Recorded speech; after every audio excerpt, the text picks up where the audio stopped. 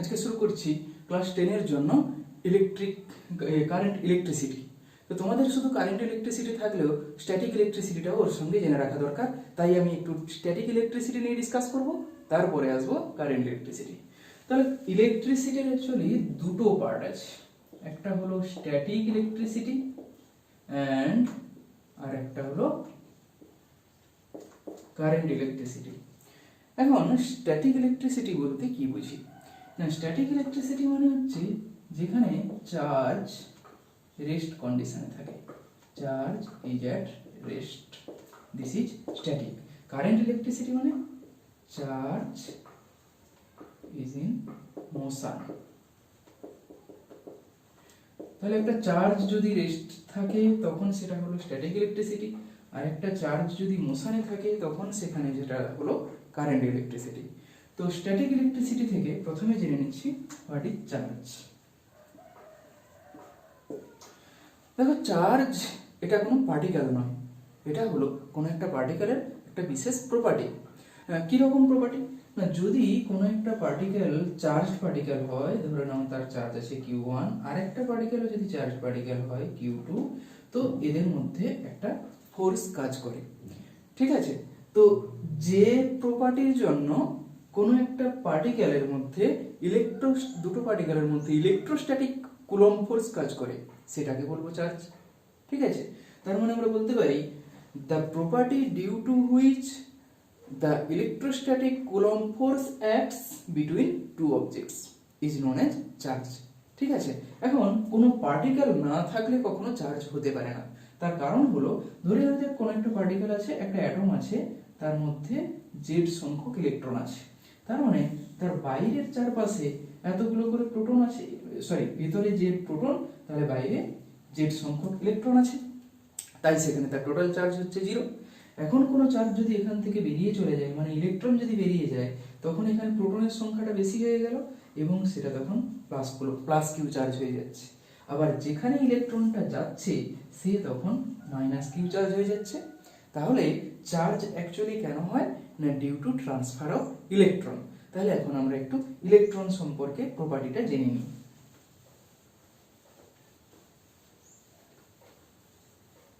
দেখো, ইলেকট্রন এটা হলো একটা এলিমেন্টারি পার্টিকেল। অ্যাকচুয়ালি ইনিশিয়ালি ভাবা হতো এলিমেন্টারি পার্টিকেল হলো ইলেকট্রন, প্রোটন, নিউট্রন এইসব। পরে যদিও কোয়ার্ক মডেল অনুসারে এগুলোকে এলিমেন্টারি ভাবা হয় না, তবে সেটা তোমাদের ক্যাপাবিলিটির বাইরে। তো তোমাদের কাছে ইলেকট্রন, প্রোটন এবং নিউট্রন এটাই হচ্ছে চার্জ এলিমেন্টারি পার্টিকেল। এদের মধ্যে ইলেকট্রনের চার্জ হয় নেগেটিভ, প্রোটনের চার্জ হয় পজিটিভ, আর এটা হলো নিউট্রনটা হলো neutral.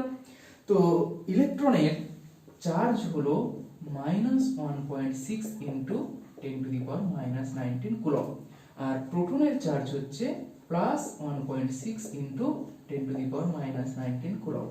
Mass of electron is equal to 9.1 into 10⁻31 kg, and mass of proton is equal to 1836 into mass of electron.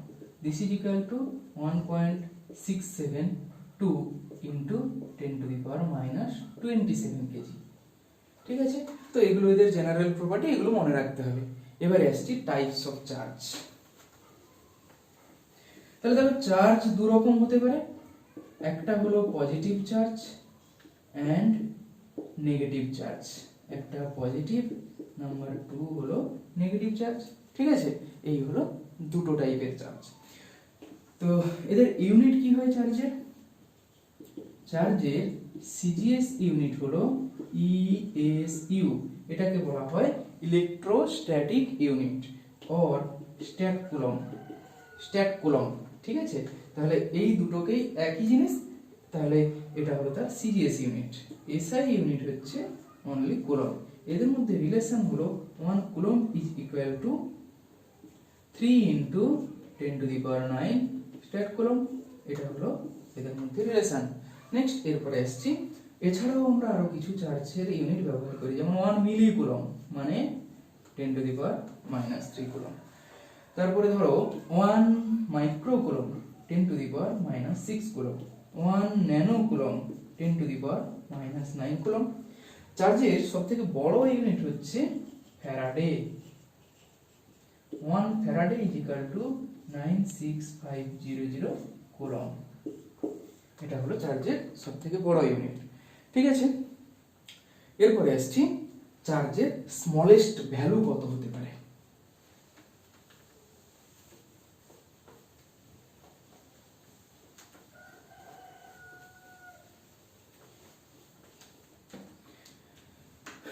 দেখো স্মলেস্ট ভ্যালু অফ চার্জ কত হতে পারে না একটা ইলেকট্রনের চার্জের সাথে সমান। কারণ কোন একটা পার্টিকেল থেকে ইলেকট্রন বেরোলে টোটাল একটা ইলেকট্রনই বেরিয়ে যাবে, মোর দেন 1 ইলেকট্রন বেরোতে পারে, কিন্তু একটা ইলেকট্রনের ফ্র্যাকশনে কখনো বেরোতে পারে না। তার মানে চার্জের স্মলেস্ট ইউনিট হলো 1.6 × 10⁻⁻19 কুলম্ব। ঠিক আছে, এরপরে আসছি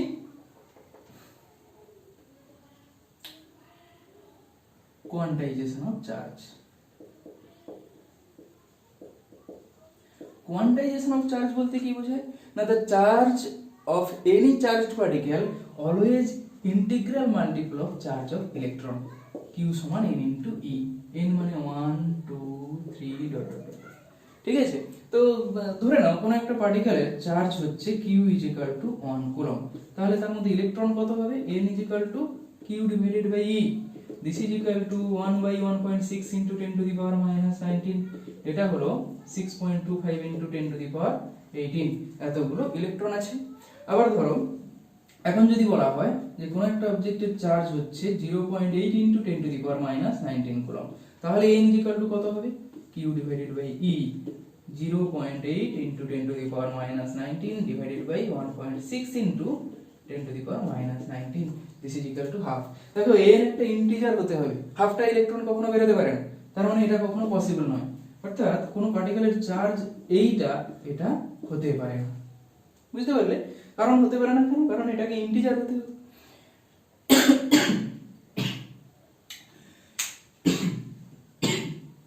নেক্সট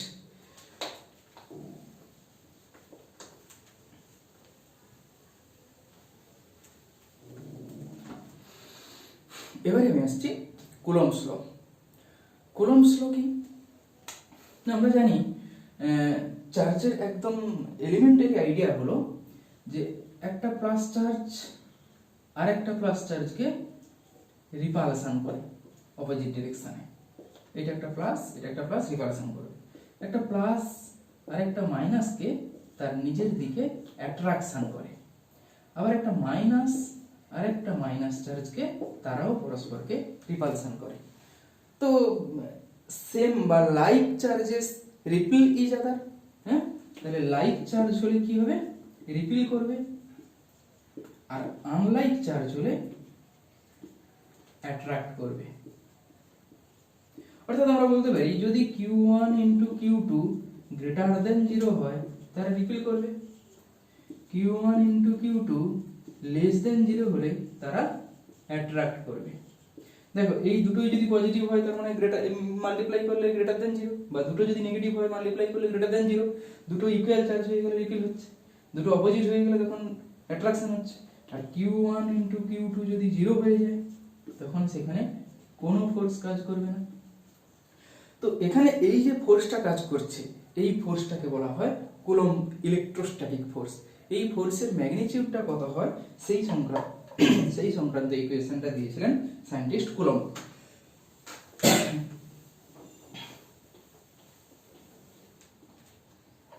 এবারে আসছি Coulomb's law.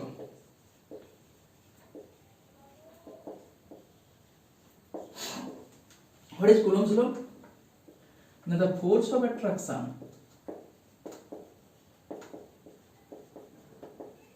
between two charge is F directly proportional to q1 q2 and inversely proportional to r square। তার মানে এটা লিখতে পারি F varies q1 q2 divided by r square, বা F is equal to constant into q1 q2 by r square। এই হচ্ছে Coulomb's law. এটা থেকে ফোর্সের ভ্যালুটা পাওয়া যায়। তো এখানে এই যে k এর ভ্যালুটা এটা কত হয় না SI প্রসেস হলে k is equal to 9 into 10⁻9। ঠিক আছে। এর ইউনিটটা হলো, দেখো এখান থেকে ইউনিট পেয়ে যাব, k f r square by q1 q2। f মানে নিউটন, r স্কয়ার মানে মিটার স্কয়ার, বাই আছে তাহলে বাই দিলাম, দুটো কিউ মানে কি c স্কয়ার কুলম্ব স্কয়ার। ঠিক আছে, এটা হচ্ছে এসআই প্রসেসে k এর ভ্যালু। এবার আসছি এইটার উপরে দু একটা সিম্পল প্রবলেম দেখো। ধরো তোমাকে বলা হলো একটা চার্জ আছে q1 2 মিলি কুলম্ব, আর একটা আছে q2 3 মাইক্রো কুলম্ব। এদের মধ্যে এটা যদি 2 মিটার ডিসটেন্স দূরে থাকে তাদের মধ্যে ফোর্স কত হবে? তাহলে F k q1 q2 divided by r square, k 9 into 10 to the power 9, q1 2 milli coulomb, মিলি মানে 10 to the power -3 into 3 micro coulomb, 3 into 10 to the power -6 divided by r square মানে 2 square. this is equal to, দেখো 9 into 3 মানে 27, এখানে একটা 2 কেটে 2 থাকলো, তাহলে 27/2 into 10 to the power 9 10 to the power -3 -6 মানে 10 to the power 0। this is equal to 13.5 Newton. ঠিক আছে, এতটা পরিমাণে ফোর্স কাজ করবে। এবারে মনে করা যাক একটা ইলেকট্রন আছে আর একটা ইলেকট্রন আছে, এদের মধ্যে ডিসটেন্স হচ্ছে 1 মিটার।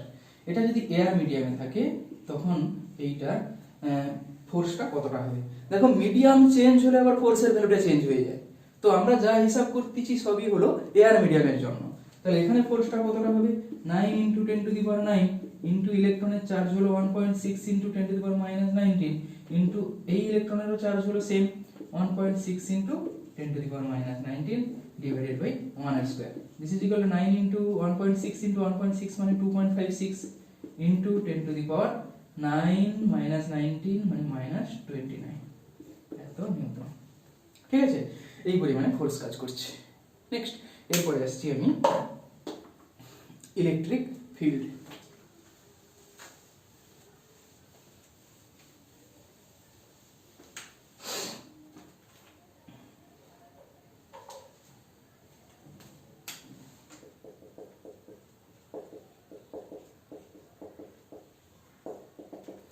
ধরে নাও এখানে একটা কিউ চার্জ আছে, তো এই কিউ চার্জটা তার চারপাশের যে এরিয়া নিয়ে অন্য কোনো চার্জকে রাখলে তার উপরে একটা অ্যাট্রাকশন করে বা রিপালশন করে, সেই পুরো এরিয়াটাকেই বলা হচ্ছে এই চার্জের ইলেকট্রিক ফিল্ড। ঠিক আছে, তাহলে ইলেকট্রিক ফিল্ড বলতে কি বোঝায় না, the surroundings up to which a charged particle can attract or repulse another charged particle is known as electric field of this charged particle। তার মানে ইলেকট্রিক ফিল্ডের বাইরে গেলে তখন আর এর উপরে কোনো ফোর্স কাজ করবে না, কোনো ফোর্স দেবে না। ঠিক আছে, অ্যাকচুয়ালি থিওরিটিক্যালি ইলেকট্রিক ফিল্ডের ভ্যালুটা কত হয়? r টেন্ডস টু ইনফাইনাইট, একদম ইনফাইনাইট পর্যন্ত এটার ভ্যালু। তবে প্র্যাকটিক্যালি দেখা যায় একটা কিউ চার্জ থাকলে তার একটা নির্দিষ্ট সারাউন্ডিংস রিজিয়নের মধ্যে তার ইলেকট্রিক ফিল্ডের কাজটা হয়ে থাকে। ঠিক আছে, এই গেল ইলেকট্রিক ফিল্ড। নেক্সট এরপরে আসছি ইলেকট্রিক পোটেনশিয়াল।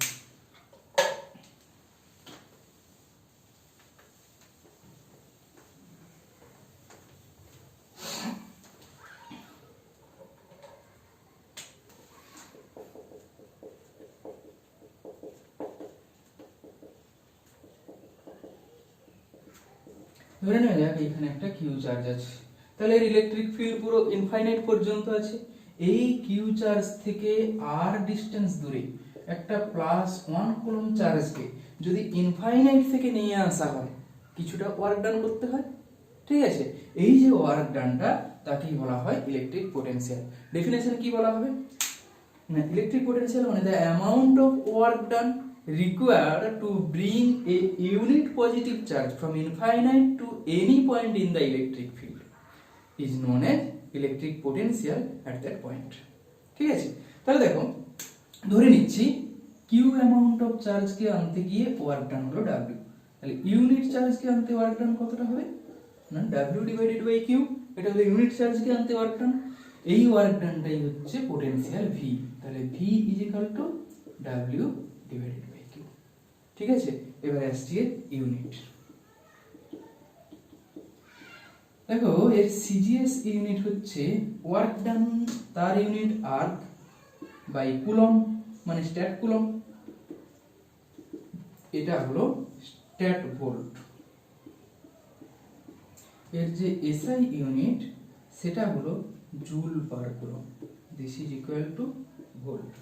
ঠিক আছে, এদের মধ্যে রিলেশন কি হবে না 1 volt is equal to 1 joule divided by 1 coulomb, this is equal to 1 joule মানে 10 টু দি পাওয়ার 7 আর 1 coulomb is equal to 3 into 10 to the power 9 statcoulomb, এটা হবে 1 ডিভাইডেড বাই 300 স্ট্যাট ভোল্ট।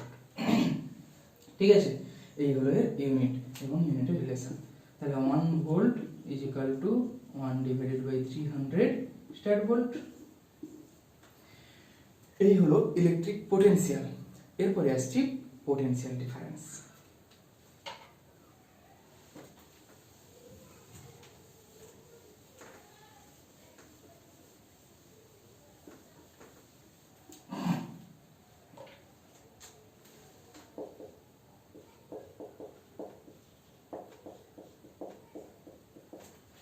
ধরে নাও এখানে একটা কিউ চার্জ আছে, তো এই কিউ চার্জের থেকে এই পয়েন্টটা আছে, ধরো এই পয়েন্টটা হলো এ পয়েন্ট, এই পয়েন্টটা হলো বি পয়েন্ট। এখন কোন একটা +1 কুলম চার্জকে এ থেকে বি তে বা বি থেকে এ তে নিয়ে আসতে যতটা পরিমাণে ওয়ার্ক ডান হবে সেটা হবে এই দুটি পয়েন্টের মধ্যে পোটেনশিয়াল ডিফারেন্স।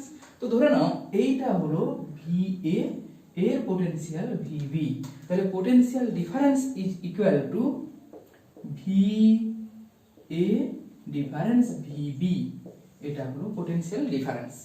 তো ধরে নিচ্ছি এ থেকে বি তে নিয়ে যেতে work done W A B, তাহলে এখানে তাহলে কোনটাতে নিয়ে যাওয়া হয়েছে, ফাইনালি বি তে নিয়ে গেছে, তাহলে এখানে হবে VB minus VA is equal to WAB divided by Q. এই হচ্ছে পোটেনশিয়াল ডিফারেন্সের ফর্মুলা। তাহলে এ থেকে বি তে যদি নিয়ে যাওয়া হয় তখন final minus initial is equal to work done by charge Q, এইটা কিউ চার্জকে নিয়ে যাওয়া হচ্ছে। ঠিক আছে, এই হচ্ছে পোটেনশিয়াল ডিফারেন্স। তাহলে দেখো পোটেনশিয়ালের ইউনিট যা হয় পোটেনশিয়াল ডিফারেন্সেরও ইউনিট তাই হয়, মানে সিজিএস হলে স্ট্যাট ভোল্ট, এসআই হলে ভোল্ট। ঠিক আছে, এরপরে আসছি ইলেকট্রিক কারেন্ট। কোনো একটা পার্টিকুলার পজিশনে যদি পোটেনশিয়ালের ডিফারেন্স থাকে এবং সেখানে যদি ফ্রি চার্জ পার্টিকেল থাকে, সেটি তখন ফ্রি পজিটিভ চার্জ হলে সেটি লোয়ার থেকে হায়ার পোটেনশিয়ালের দিকে, হায়ার থেকে লোয়ারের দিকে পোটেনশিয়ালের দিকে যাবে। ঠিক আছে, তাহলে যদি একটা পজিটিভ চার্জ থাকে, ধরে নাও এইখানে আছে একটা হায়ার পোটেনশিয়াল, এখান থেকে এই পয়েন্টে আছে ধরো লো পোটেনশিয়াল, তাহলে একটা পজিটিভ চার্জ হাই থেকে লোর দিকে যায়, হাই ভি, এটা হচ্ছে লো পোটেনশিয়াল। আবার একটা যদি নেগেটিভ চার্জ হয় সে আবার উল্টা দিকে আসে, নেগেটিভ চার্জ অলওয়েজ লো থেকে হাই এর দিকে আসে আর পজিটিভ চার্জ হাই থেকে লোর দিকে যায়। এটা কিভাবে করা যেতে পারে?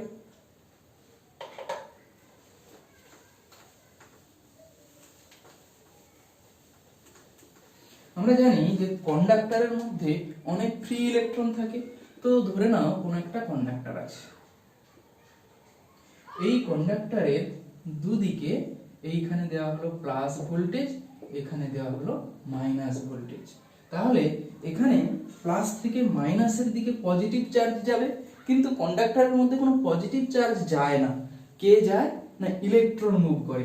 তাহলে ইলেকট্রন কোথা থেকে যাবে, মাইনাস থেকে প্লাসের দিকে, এই ইলেকট্রনগুলো এই দিকে যায়। যখনই ইলেকট্রন এদিকে আসছে আমরা সেটাকে রিলেটিভলি ধরে নিতে পারি প্লাস চার্জটা এই দিকে যাচ্ছে, এটা কিন্তু আদৌ যাচ্ছে না, যাচ্ছে ইলেকট্রন। আমরা ধরে নিচ্ছি যে ইলেকট্রন যেদিকে যাচ্ছে প্লাস চার্জ তার অপোজিটে যাচ্ছে। এই যে চার্জ যায় এর ফলেই এখানে কারেন্ট ডেভেলপ করে। অ্যাকচুয়ালি ইলেকট্রিক কারেন্ট বলতে কি বুঝি, ইলেকট্রিক কারেন্ট ধরে নিচ্ছি টি টাইমে কিউ অ্যামাউন্টের চার্জ ফ্লো করলো, তাহলে ইউনিট টাইমে কতটা চার্জ যাচ্ছে, কিউ বাই টি, এটাই হলো current I, I is equal to Q by টি।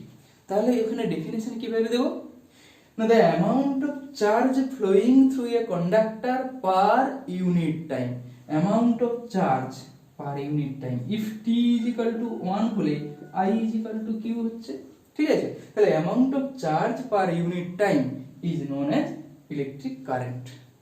এবারে দেখো, এখন মনে করো এখানে টি টাইমে n সংখ্যক ইলেকট্রন গেছে, তাহলে এখানে q ইজ ইকুয়াল টু কত হবে, n into e। So i is equal to n e divided by t, এটাও লিখতে পারি।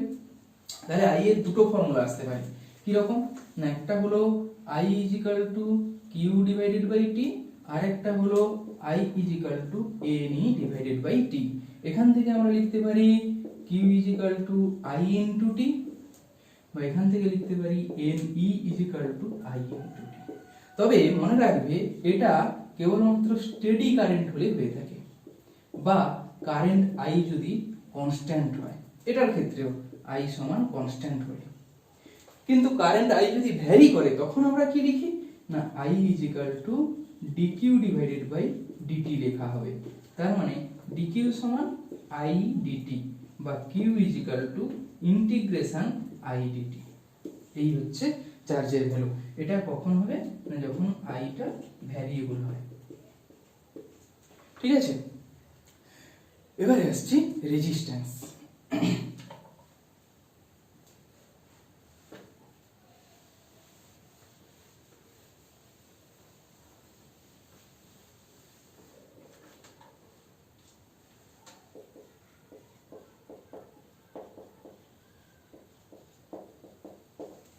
রেজিস্ট্যান্স কিভাবে আসছে, ধরে নেওয়া যাক এই একটা কন্ডাক্টর আছে, এই কন্ডাক্টরের মধ্যে আমরা জানি যে ফ্রি ইলেকট্রন আছে, তো এইখানে একটা ইলেকট্রন মাইনাস, এগুলোকে আমি মাইনাস দিয়ে দেখাচ্ছি ফ্রি ইলেকট্রনগুলোকে, এইভাবে আছে। এখন কোনো একটা কন্ডাক্টরের দুদিকে যদি ভোল্টেজ না থাকে, যখন ভোল্টেজ দিচ্ছি তখন আলাদা, ধরো ভোল্টেজ দিচ্ছি না, এই দুধারের ভোল্টেজটা জিরো, তখন কি হয় না, এর মধ্যে যে ফ্রি ইলেকট্রনগুলো আছে তারা কিন্তু এক জায়গাতে রেস্টে থাকে না, কি করে না, তারা জিগজ্যাগ মোশনে এইভাবে অলওয়েজ মুভ করতে থাকে। এই যে মুভমেন্টটা হয় এটা কেন হয়ে থাকে, কারণ এখানে তার একটা পার্টিকুলার টেম্পারেচার আছে। কোনো একটা পার্টিকেল যখন টেম্পারেচার নিয়ে থাকে তখন তার মধ্যে থার্মাল এনার্জি থাকে। ঠিক আছে, তো তাহলে ইলেকট্রনের মধ্যেও থার্মাল এনার্জিটা আছে। এই যে থার্মাল এনার্জি থাকে সেইটার জন্যই এর মোশন আসে, এবং এই যে মোশনটা এটাকে বলা হয় র্যান্ডম ভেলোসিটি। ঠিক আছে, এই র্যান্ডম ভেলোসিটিটা nearly equal to 10⁷ metre per second হয়ে থাকে, কিন্তু অ্যাকচুয়ালি একটা ইলেকট্রন অ্যাভারেজ র্যান্ডম ভেলোসিটি হয়ে থাকে জিরো, বিকজ তারা একই জায়গায় থেকে এদিক ওদিক মুভ করছে, তারা কোনো পার্টিকুলার ডিরেকশনে যাচ্ছে না। তাই র্যান্ডমের average value this is equal to zero, একই জায়গায় থেকে মুভ করছে, সেই মুভমেন্টের স্পিডটা এটা, বাট অ্যাভারেজ ভ্যালু হয়ে যাচ্ছে জিরো। তাহলে এটা হলো কি না, র্যান্ডম ভেলোসিটি। কিন্তু এবারে মনে করো voltage not equal to zero, তখন কি হবে না, ধরে নিচ্ছি এই দিকে আমি দিচ্ছি নেগেটিভ ভোল্টেজ, এই দিকে দিলাম পজিটিভ ভোল্টেজ, তাহলে ইলেকট্রনগুলো এখন কোন দিকে যাবে না, ইলেকট্রনগুলো এখন এই ডিরেকশনে যেতে শুরু করবে। ঠিক আছে, কেন, আমরা জানি যে ইলেকট্রন নেগেটিভ ভোল্টেজ থেকে পজিটিভ ভোল্টেজের দিকে যায়, কিন্তু ইলেকট্রন যাওয়ার সময় ইজিলি যেতে পারবে না। তার কারণ হচ্ছে এখানে ইমমোবাইল পজিটিভ চার্জ আছে, ঠিক আছে, এইখানে প্লাস চার্জগুলো আছে। এই প্লাস চার্জ যে আয়নগুলো যেখান থেকে ইলেকট্রন বেরিয়ে গেছে তারা কিন্তু মোবিলিটি তাদের নেই, তাই ইলেকট্রনগুলি এদের সাথে ধাক্কা খেতে থাকে। এদের প্রত্যেকের এখানে মাঝে মাঝে ইলেকট্রন আয়নগুলো আছে, তাই ইলেকট্রনগুলো ফ্রিলি যেতে পারে না। কি করে না, যখনই এখানে যাচ্ছে আবার এর সঙ্গে কলিশন, আবার থেমে যাচ্ছে, আবার এর সঙ্গে কলিশন, এইভাবে কলিশন হতে হতে চলছে। এই যে কলিশন হওয়ার ফলে যাচ্ছে, গেলেও কি হয়, একটা নির্দিষ্ট ডিরেকশনে যায়, এবং তখন যে ভেলোসিটিতে যায় this is known as drift velocity. তাহলে এখন নাম্বার 2 হলো ইলেকট্রনের আরেকটা ভেলোসিটি, ড্রিফট ভেলোসিটি। এটা কেন আসছে না, ডিউ টু পোটেনশিয়াল ডিফারেন্স। বুঝতে পারলে, তাহলে এটাই হলো ড্রিফট ভেলোসিটি। এই যে ড্রিফট ভেলোসিটিটা, এইটার value nearly equal to 10⁻³ metre per second. হ্যাঁ, তাই ড্রিফট ভেলোসিটি এলে তখনই কারেন্ট ফ্লো করে, যখন র্যান্ডম ভেলোসিটি থাকে কোনো কারেন্ট আমরা পাই না, কিন্তু ড্রিফট ভেলোসিটি থাকলে তখনই সেখানে কারেন্টটা আসছে। এখন এই যে কারেন্টটা আসছে, এই ইলেকট্রনগুলো যাওয়ার সময় বারবার যে কলিশন হচ্ছে, ডিউ টু দিস কলিশন এদের একটা রেজিস্ট্যান্স আসছে, মানে একটা বাধা আসছে। এই যে বাধাটা আসছে, এই বাধাটাই রেজিস্ট্যান্স তৈরি করে দিচ্ছে, মানে রেজিস্ট করছে। ওকে, এই রেজিস্ট্যান্সকে ধরা হয় ক্যাপিটাল আর। ঠিক আছে, তারপরে এবারে আসছি ওহমস ল। তাহলে রেজিস্ট্যান্স বলতে অ্যাকচুয়ালি কি বুঝি? রেজিস্ট্যান্স মানে হচ্ছে the resisting force applied against the direction of current flow, is known as resistance. হ্যাঁ, এরপরে আসছি আচ্ছা তাহলে হ্যাঁ আরেকটু রেজিস্ট্যান্সের কারণটা কি হয় না, এখানে যে ইমমোবাইল পজিটিভ চার্জ আয়নগুলো আছে সেই কারণেই রেজিস্ট্যান্সটা আসছে। নেক্সট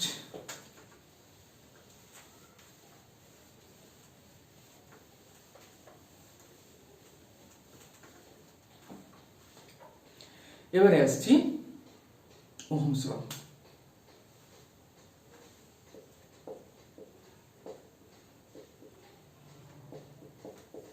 দেখো আমরা জানলাম যে কোনো একটা ওয়্যারের দুদিকে যদি ভোল্টেজ ডিফারেন্স অ্যাপ্লাই করা হয় তখন সেইখানে একটা কারেন্ট ফ্লো করে, কিন্তু কতটা ভোল্টেজ দিলে কেমন কারেন্ট হবে বা তাদের মধ্যে রিলেশন কি, সেই রিলেশনটা প্রথমে পাওয়া গেছিল ওহমস ল থেকে।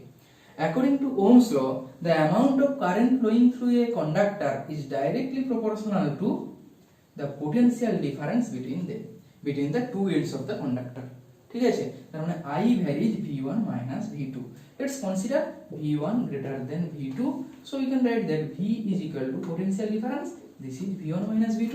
তার মানে আমরা লিখতে পারি V varies I or V is equal to I into R. এই যে আর এটাই হচ্ছে রেজিস্ট্যান্স। ঠিক আছে, তাহলে ভোল্টেজ কি করে না কারেন্টকে যেতে সাহায্য করে, আর রেজিস্ট্যান্স কি করে না কারেন্টকে বাধা দেয়। ঠিক আছে, এরপরে আসছি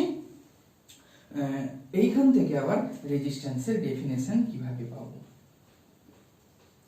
রেজিস্ট্যান্সের definition, if I is equal to 1 then V is equal to R. So the amount of potential difference required to continue one unit electric current is known as resistance of the conductor. তাহলে যখন কারেন্টের ভ্যালুটা 1 হবে তখন যতটা voltage লাগে সেই 1 unit কারেন্টকে ধরে রাখার জন্য সেটাকে বলা হচ্ছে তার রেজিস্ট্যান্স, বা অন্যভাবে বলা যেতে পারে R is equal to V divided by I। এখান থেকে কি বলতে পারি, the ratio of potential difference between two ends of the conductor and current through the conductor is known as resistance। এবারে আসছি ইউনিট অফ রেজিস্ট্যান্স। দেখো রেজিস্ট্যান্সের unit হচ্ছে V এর unit ohm by ampere, sorry V এর unit voltage volt by ampere, this is equal to ohm. ঠিক আছে, এটা হলো এর ইউনিট। নেক্সট এবারে আসছি graphical representation of ohm's law. Ohm's লর গ্রাফটা দেখো,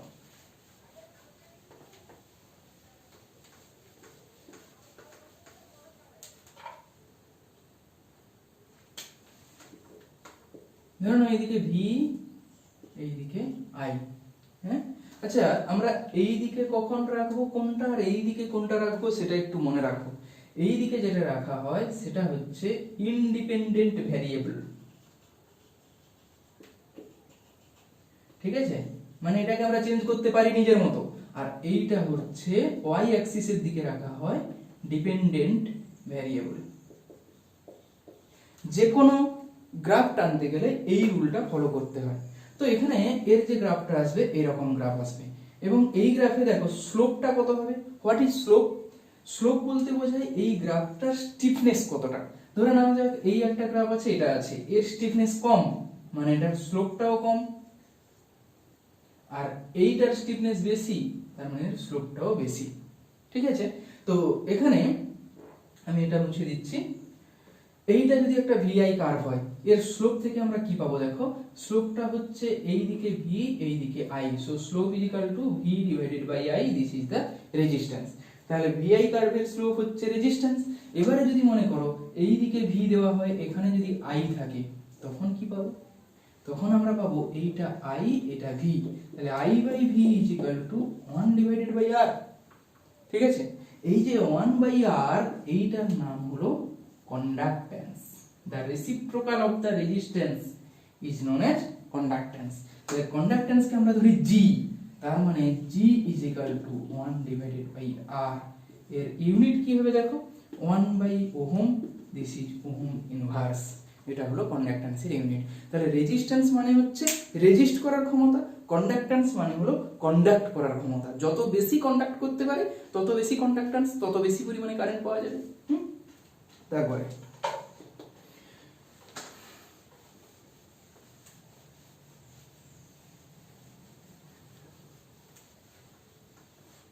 এবার আসছি এক্সপেরিমেন্টাল সেটআপ।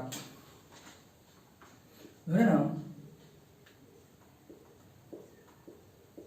এখানে একটা ব্যাটারি আছে, এখন এই ব্যাটারির সঙ্গে এইভাবে একটা রিওস্ট্যাট যুক্ত আছে RH, হ্যাঁ, বা আরেক রকম ভাবেও হতে পারে।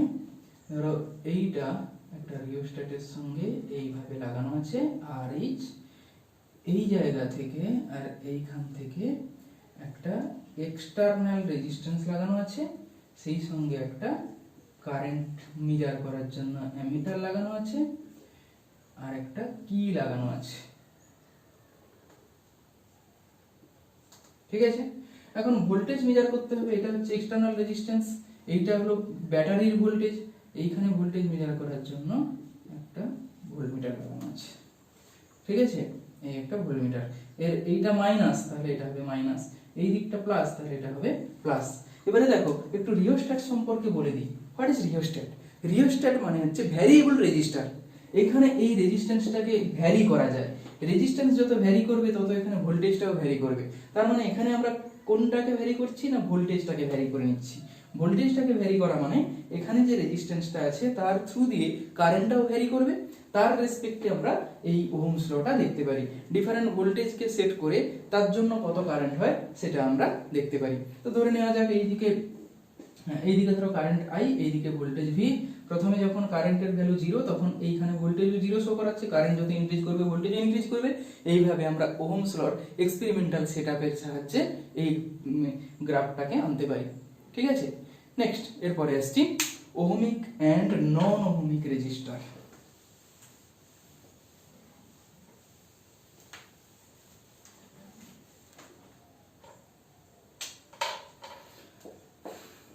ওহমিক রেজিস্টার কি আর নন ওহমিক রেজিস্টার কি? ওহমিক রেজিস্টার হচ্ছে যেমন ধরো copper wire, iron, aluminium, gold মানে AU, তারপরে সিলভার, এগুলো সব হচ্ছে ওহমিক। নন ওহমিক হচ্ছে কোনগুলো? যেমন ধরো ডায়োড, ট্রায়োড, ট্রানজিস্টার, ঠিক আছে, গ্যালিয়াম আর্সেনাইড, এগুলো হচ্ছে নন ওহমিক রেজিস্টার। তো ওহমিক রেজিস্টার কোনগুলো না, যেগুলো ওহমের ল মেনে চলে। আর নন ওহমিক কোনগুলো? যেগুলো ওহমের ল মেনে চলে না। এদের প্রত্যেকেই কিন্তু এই গ্রাফটি মেনে চলতে পারে। এদের প্রত্যেকেই এই গ্রাফটি মেনে চলে, তাই এগুলো হলো ওহমিক। আর এখানে যারা আছে তাদের প্রত্যেকের গ্রাফ আলাদা। যেমন একটা ডায়োড হলে তার গ্রাফ কেমন হয় দেখো, ডায়োডের গ্রাফ হয় এরকম, এইদিকে এইদিকে V, এইদিকে I। আবার একটা ট্রানজিস্টর হলে তার গ্রাফ কেমন হবে? ট্রানজিস্টরের বিভিন্ন কম্বিনেশন আছে, তার মধ্যে একটা হলো এরকম, এইদিকে I, এইদিকে V। এটা হচ্ছে ট্রানজিস্টরের, এটা ডিফারেন্ট ব্যাপার, তোমাদের লেভেলের মতো নয়, এটা 12 এ আছে। এরপরে গ্যালিয়াম আর্সেনাইডের ক্ষেত্রে কেমন হবে না, গ্যালিয়াম আর্সেনাইডের জন্য এরকম, এই পর্যন্ত লিনিয়ার, তারপরে এই জায়গায় নন লিনিয়ার, হ্যাঁ এইটা নন লিনিয়ার, তারপরে আবার এই জায়গায় দেখো রেজিস্ট্যান্সটা হয়ে যায় নেগেটিভ, এখানে নন লিনিয়ার। তাহলে এই পর্যন্ত এটা ওহমস ল ফলো করে চলছে। এইদিকে হচ্ছে ভোল্টেজ, এইখানে হলো কারেন্ট। ঠিক আছে, তাহলে এই পর্যন্ত ওহমস ল ফলো করছে, এখানে কোনো ওহমস ল ফলো করছে না, এবং এইখানে রেজিস্ট্যান্সটা হয়ে গেল নেগেটিভ। ঠিক আছে, কারণ রেজিস্ট্যান্স নেগেটিভ বলতে কি, ভোল্টেজ ইনক্রিজ করলেও কারেন্টটা ডিক্রিজ করে যাচ্ছে, তার মানে রেজিস্ট্যান্সটা হলো নেগেটিভ। নেক্সট এরপরে আসছি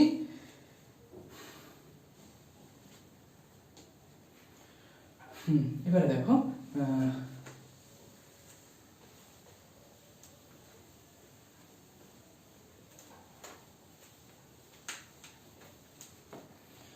difference of resistance in different physical quantities. তাহলে এখন রেজিস্ট্যান্স কার কার উপরে ডিপেন্ড করে? রেজিস্ট্যান্স ডিপেন্ড করে, এক নাম্বার হলো লেন্থ অফ দ্য কন্ডাক্টর। কোন কন্ডাক্টরের লেন্থ যত বেশি হবে তার রেজিস্ট্যান্স তত বেশি হবে। হ্যাঁ, যত বেশি রাস্তা যাবে, যত বেশি পাথ কভার করতে হবে ইলেকট্রনকে, তত বেশি পরিমাণে রেজিস্ট করবে আয়নগুলো। তার মানে আর ভ্যারিজ এল। নাম্বার 2, এরিয়ার উপরে কিভাবে ডিপেন্ড করে দেখো, আর ভ্যারিজ 1/a। দেখো একটা ওয়্যার যত বেশি থিক হবে, যত তার এরিয়াটা ক্রস সেকশনটা বেশি হবে, তত ইলেকট্রনগুলো ইজিলি ফ্লো করতে পারবে, বেশি সংখ্যায় ইলেকট্রন ফ্লো করবে। এবং আমরা জানি যে যত বেশি কলিশন হয়, যত বেশি কলিশন হয় তত বেশি রেজিস্ট্যান্স আসে। তো এক্ষেত্রে যখন অনেক বেশি পরিমাণে এরিয়া পেয়ে যায়, তখন কলিশন যাই হোক না কেন, সেখানে নাম্বার অফ ইলেকট্রন বেশি বেড়ে যায়। হ্যাঁ, আর নাম্বার অফ ইলেকট্রন বেড়ে গেলে রেজিস্ট্যান্সটা তখন কমে যায়, মানে কারেন্টটাও বেড়ে যায়। নাম্বার 3, ম্যাটেরিয়াল কেমন তার উপরে ডিপেন্ড করে। তো এই তিনটাকে কম্বাইন করে আমরা লিখি R = ρ L / A। এই যে রো, এটা হলো resistivity.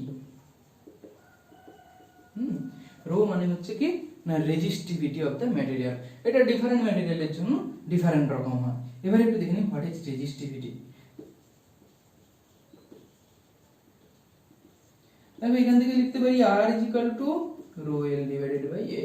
Okay, so if L = 1, A = 1, then R = ρ.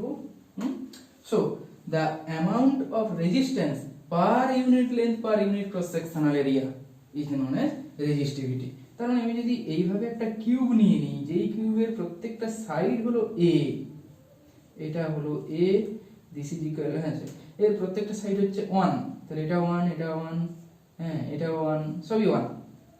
এই ক্ষেত্রে এই যে ক্রস সেকশনাল এরিয়াটা a = 1 হবে, এই লেন্থটাও হয়ে গেল l = 1। তার মানে আমরা বলতে পারি the resistivity is numerically equal to resistance of a cube of unit dimension bit when the resistance of two ends of the cube of unit dimension, the resistance of two ends of the cube of unit dimension। ঠিক আছে, তার মানে এখানে লেন্থটাও 1 ধরে নেওয়া হলো আর এরিয়াটাও 1 ধরে নেওয়া হচ্ছে। তো এই হলো রেজিস্টিভিটি। এবার আসছি রেজিস্টিভিটির ইউনিট কি হবে দেখো। তাহলে এখান থেকে পাচ্ছি রো = R A / A। তাহলে রো R = ওহম, A মানে metre square per metre, this is equal to ohm into metre. এটা হচ্ছে রেজিস্টিভিটির ইউনিট। এরপরে আসছি কন্ডাক্টিভিটি। আচ্ছা, এখানে বলে রাখি সবথেকে কম রো কার হয় না, যে সবথেকে ভালো কন্ডাক্টর, এবং সবচেয়ে ভালো কন্ডাক্টর হচ্ছে সিলভার। ঠিক আছে, তাই সিলভারের রো সবথেকে মিনিমাম। ঠিক আছে, এরপরে আসছি কন্ডাক্টিভিটি।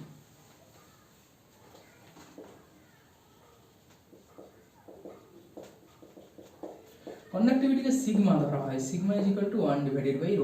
তার মানে the reciprocal of resistivity is known as conductivity, the reciprocal of resistivity is known as conductivity। ঠিক আছে, তো কন্ডাক্টিভিটির ইউনিট হবে 1/ওহম ইনটু মিটার। তাহলে কন্ডাক্টিভিটি যত বেশি হবে রেজিস্ট্যান্স তত কম হবে, বা রেজিস্টিভিটিটাও কম হবে।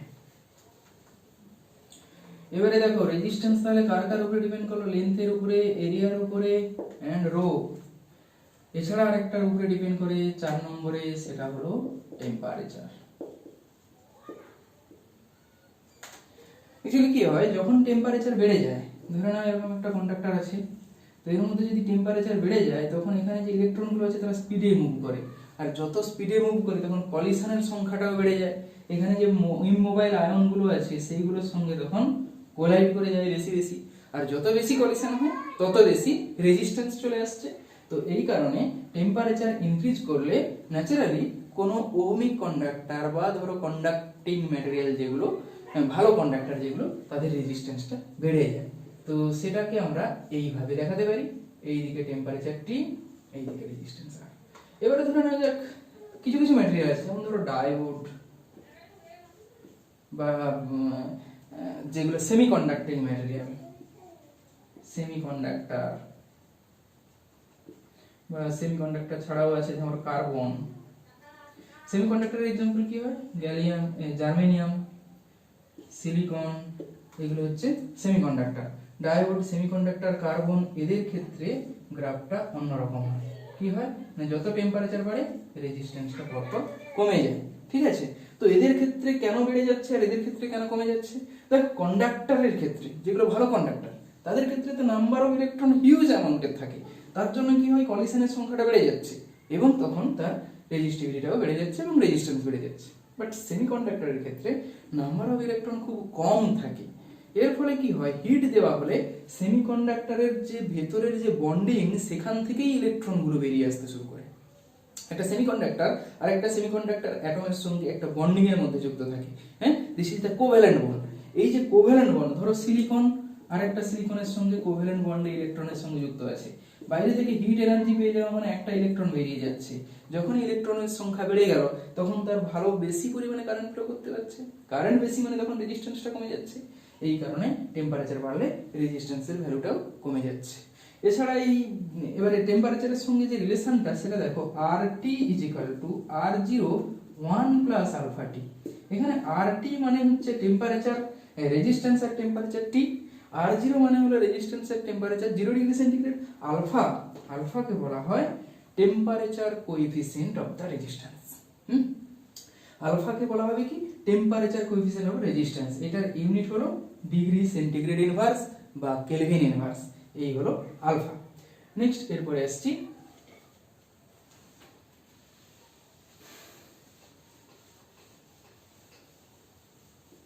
Super conductor.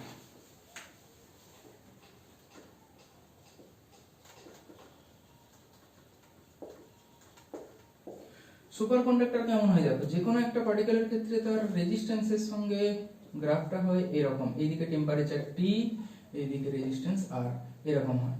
কিন্তু কিছু কিছু ম্যাটেরিয়াল আছে যাদের ক্ষেত্রে আবার একটু অন্যরকম দেখায়, এইরকম পার্টিকুলার একটা পজিশনে এসে, এটা হচ্ছে 0 কেলভিন, এই পজিশনে এসে দেখা যায় যে রেজিস্ট্যান্সটা কমপ্লিটলি 0 হয়ে গেছে। এটা ফার্স্ট দেখা গেছিল কোথায় না, মার্কারি, এই জি মার্কারির ক্ষেত্রে 4.2 কেলভিনে প্রথম সুপার কন্ডাক্টিং ব্যাপারটা দেখা যায়। তারপরে আর অন্যান্য বিভিন্ন ম্যাটেরিয়ালের ক্ষেত্রে এই জিনিসটা দেখা গেছে, তবে সেটা খুব লো টেম্পারেচারে, সেই জন্য এটার অ্যাপ্লিকেশন সেরকম নেই। তবে কি, যদি এটা রুম টেম্পারেচারে যদি কোনো একটা অবজেক্টকে সুপার কন্ডাক্টর হিসাবে পাওয়া যায়, তখন কিন্তু একটা হিউজ রিভলিউশন চলে আসবে। কেন? যেহেতু রেজিস্ট্যান্স 0, তার মানে ইজিলি কারেন্ট ফ্লো করবে। So there have no any loss of current or no any loss of electrical energy. ঠিক আছে, ইলেকট্রিক্যাল এনার্জির কোনো লস হবে না, তাও সব কিছু কাজ হতে পারে। তো এই ব্যাপারটা তখন পসিবল। হ্যাঁ, এই হচ্ছে সুপার কন্ডাক্টর। তাহলে সুপার কন্ডাক্টরের যে টেম্পারেচারের নিচে সুপার কন্ডাক্টিং প্রপার্টিটা দেখায় সেটাকে বলে ক্রিটিক্যাল টেম্পারেচার। ঠিক আছে, এই ক্রিটিক্যাল টেম্পারেচারটা যেমন মার্কারির ক্ষেত্রে 4.2 কেলভিন। ঠিক আছে, এই হলো super conductor.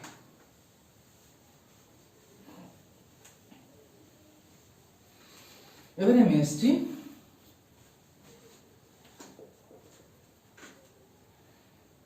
combination of resistance.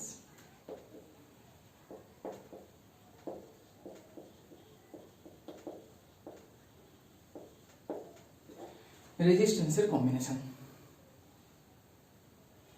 দেখো, ধরে নাও তোমার কাছে রেজিস্ট্যান্স আছে R1 = 10 ওহম, R2 = 20 ওহম। তো তোমার দরকার হয়, ধরো তোমার দরকার হচ্ছে 30 ওহম, তাহলে এই দুটোকে কিভাবে অ্যাড করলে আমরা 30 পেতে পারি?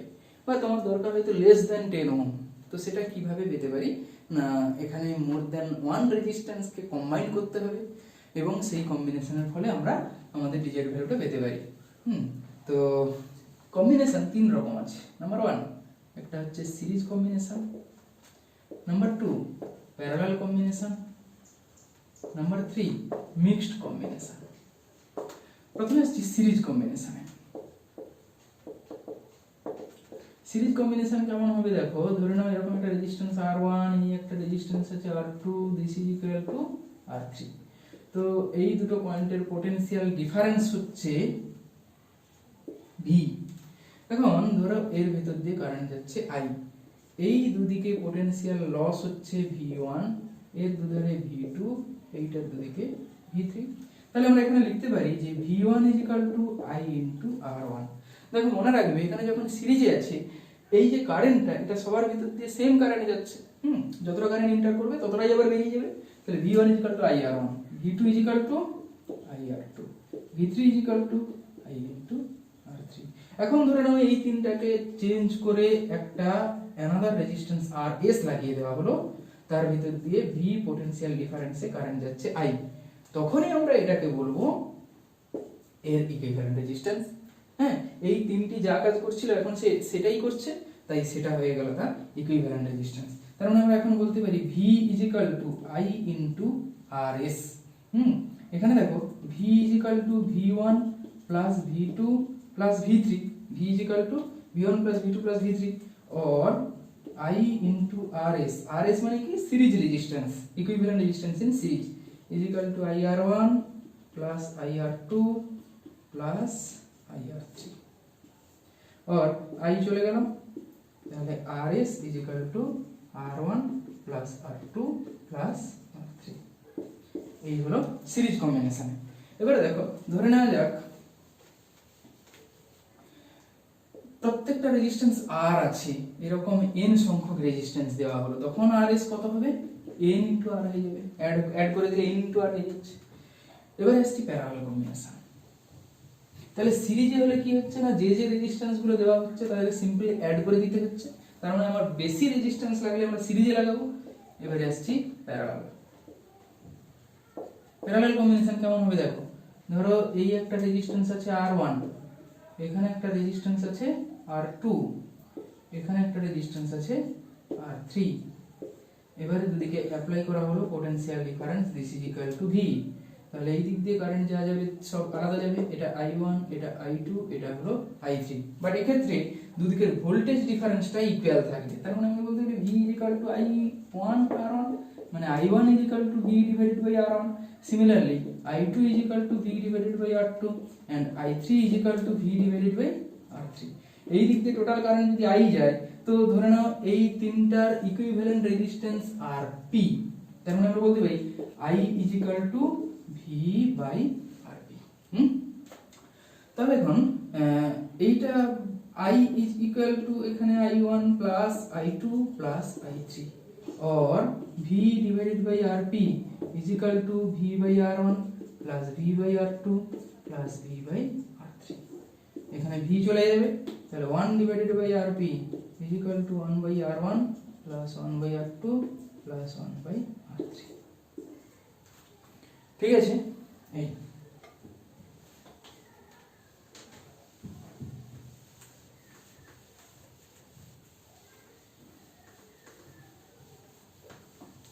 আচ্ছা দেখো এবারে মনে করো n নাম্বার অফ রেজিস্ট্যান্স, প্রত্যেকের ভ্যালু হচ্ছে R, এদেরকে যদি প্যারালাল কম্বিনেশনে রাখা হয় তখন 1/RP = 1/R plus 1/R plus ... 1/R up to n, তার মানে কত হচ্ছে n × 1/R। So RP = R/n। ঠিক আছে, প্যারালাল কম্বিনেশন তখন R/n হয়ে যাবে। আবার R সিরিজে কত হবে, n × R। তাহলে এদের ধরো n সংখ্যক রেজিস্ট্যান্স একবার সিরিজে একবার প্যারালাল লাগানো হলো, তাদের রেশিও কত হবে, RS / RP = n স্কয়ার। এই টাইপের একটা প্রবলেম দেখো, ধরে নেওয়া যাক n নাম্বার অফ রেজিস্ট্যান্স আছে, n নাম্বার অফ রেজিস্ট্যান্স, প্রত্যেকটা রেজিস্ট্যান্স হচ্ছে R, এদেরকে সিরিজে যদি লাগানো হয় তখন x পাওয়া যায়, x রেজিস্ট্যান্স পাওয়া যায়, এটা হলো সিরিজে। প্যারালাল যদি লাগানো হয় তখন হয় y, এটা হলো প্যারালাল কম্বিনেশন রেজিস্ট্যান্স। এবারে আমাকে বলো এই r এর ভ্যালুকে x এবং y দিয়ে রিপ্রেজেন্ট করো, represent r in terms of x and y। কেমন করব, তাহলে x = n × R, y is equal to r by n, এই দুটোকে মাল্টিপ্লাই করে দিলে n into r by n is equal to x into y, n কেটে গেল, তাহলে r square is equal to xy বা r is equal to root over xy। এই হচ্ছে রেজিস্ট্যান্স। ঠিক আছে, এবারে আসছি, এটা গেল সিরিজ আর প্যারালাল, এবারে আসছি মিক্সড কম্বিনেশন।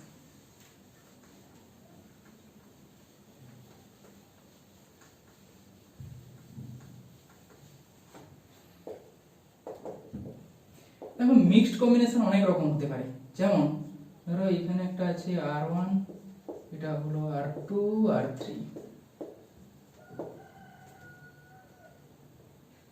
আবার ধরো r1 r2 r3, এরকম হতে পারে। আবার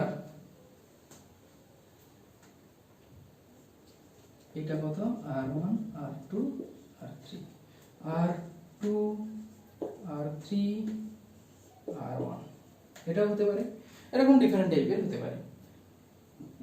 তো এই ক্ষেত্রে ধরো এইটার ক্ষেত্রে টোটাল রেজিস্ট্যান্স কত হবে, যখন দুটো থাকবে, দুটো রেজিস্ট্যান্স প্যারালাল কম্বিনেশনে 1/r প্যারালাল সমান 1/r2 plus 1/r3, r2 plus r3 divided by r2 into r3, অর্থাৎ r parallel is equal to r2 r3 by r2 plus r3, এটা r প্যারালাল, তার সঙ্গে সিরিজে আছে r1, তাহলে টোটালটা কত হবে, তাহলে টোটাল হয়ে যাবে r1 প্লাস rp, এটা হচ্ছে টোটাল, মানে হলো r1 plus r2 r3 divided by r2 plus r3। ঠিক আছে, এটাই কেমন হবে, r1 এবং r2 সিরিজে, তাহলে r1 প্লাস r2 হয়ে গেল, তার সঙ্গে r3 প্যারালাল। দেখো প্যারালাল যদি দুটো থাকে তখন সেখানে হবে r2 r3 by r2 plus r3, মানে এইটা ইনটু r3 ডিভাইডেড বাই এটা প্লাস r3, এটা হয়ে গেল। তো এইভাবে আমরা এটার জন্য বের করতে পারি।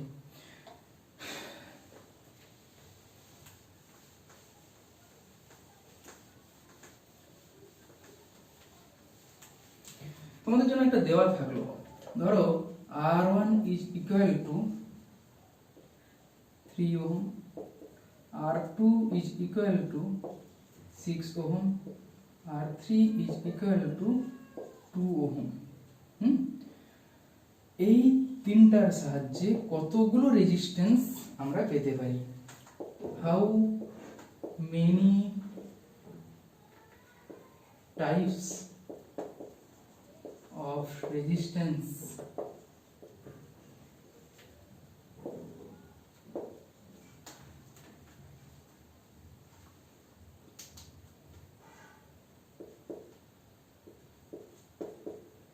can be prepared by combining